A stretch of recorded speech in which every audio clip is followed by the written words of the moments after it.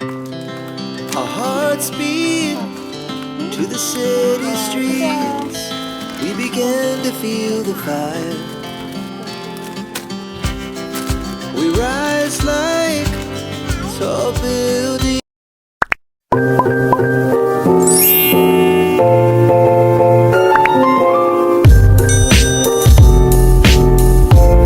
Halo, assalamualaikum. Gimana nih kabarnya? Semoga selalu dalam keadaan sehat dan tentunya bahagia ya. Oke, balik lagi sama aku di channelnya Keluarga Kubis. Nah, setelah budgeting, inilah part yang aku tunggu-tunggu. Dan ini belanjanya di tempat biasanya ya teman-teman, karena memang inilah satu-satunya yang menurut aku worth it gitu. Ini tuh posisinya aku setelah budgeting langsung OTW untuk belanja bulanan ya teman-teman, karena semuanya tuh udah pada habis. Dan juga kalau kelamaan nanti aku takutnya itu malah mager. Oh ya, sebelumnya aku disclaimer dulu ya, aku belanja bulanan terus divideokan itu karena masih ada yang bilang, kenapa sih kok pamer banget cuman belanja mingguan doang divideoin. Ya begitu ya, ini tuh namanya kepentingan konten ya teman-teman ya. Jadi kalau misalnya masih ada yang menganggap aku pamer atau gimana, sombong gitu ya, nggak usah ditonton aja ya. Dan lagi pula aku tuh belanja bulanannya nggak yang hura-hura banget gitu loh, bener-bener sesuai sama kebutuhan aku. Jadi setiap di akhir bulan aku tuh selalu catetin keperluan apa yang habis, yang perlu aku belanjakan. Jadi bener-bener aku belanjanya itu sesuai sama list dan tidak keluar dari listnya itu. Dan pengalaman aku ya, ini cukup bikin aku ketawa. Pernah ada yang bilang belanja bulanan banyak banget kayak mau buka warung sembako Madura. Ya mungkin orang yang bilang kayak gitu tuh prefer belanjanya sedikit-sedikit kayak gitu ya. Tapi kalau aku pribadi, karena aku memburu hemat dan lebih cari yang murah, yang praktis, makanya aku pilih belanjanya tuh belanja bulanan. Karena kalau dihitung-hitung itu lebih boros kalau kita tuh belanja sedikit-sedikit ke warung teman-teman. Selisih harganya tuh lumayan, terus juga tenaganya juga kan, jadi nggak yang ribet gitu. Dan kalau sudah belanja bulanan tuh bisa manage sendiri gitu loh, nggak boros-boros. Kayak misalnya aku konsumsi mie instan, nah harus diperhitungkan benar-benar tuh dalam satu bulan harus cukup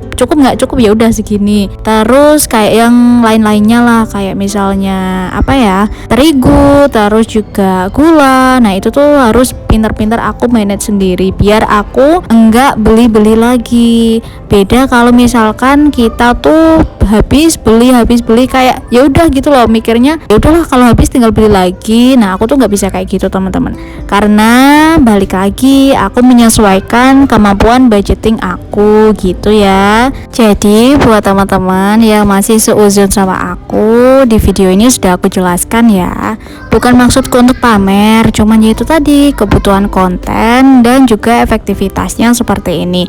Kalau teman-teman prefer belanja harian juga nggak apa-apa, pokoknya menyesuaikan aja lah gimana nyamannya kayak gitu. Pengalaman aku pribadi ya, sebelum aku mengenal budgeting dan belanja bulanan itu bener-bener nggak kekontrol ya, malah jauhnya tuh boncos terus. Karena yaitu tadi, misal aku butuh, aku beli habis kayak gitu terus.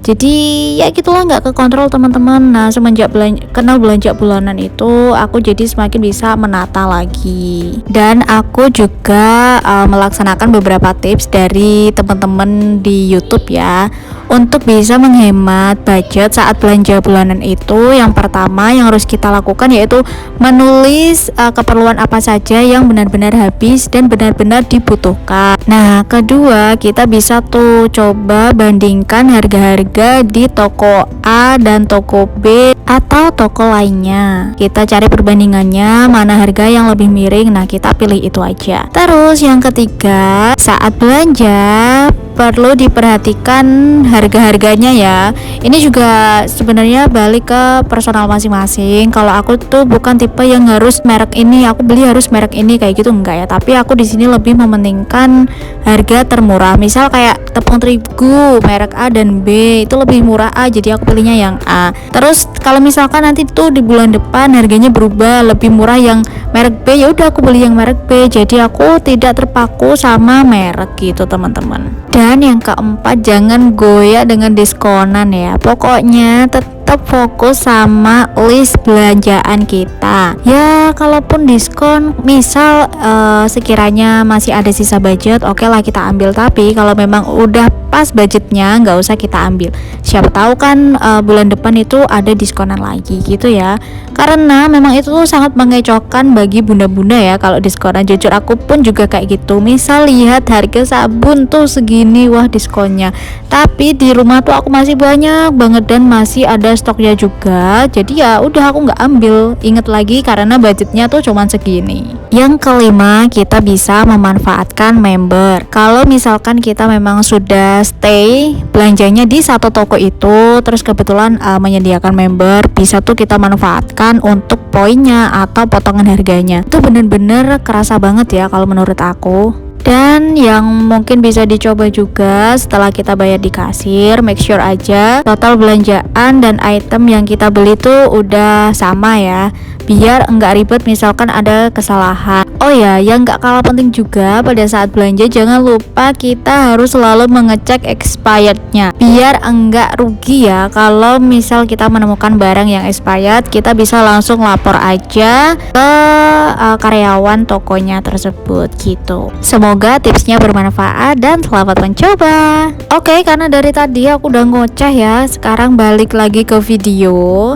Nah, ini aku mau meneruskan belanjanya ya. Pokoknya ini tuh biasa aku ditemani sama Pak Su dan juga Bocil yang sekarang tuh udah mulai bisa bantuin gitu loh teman-teman.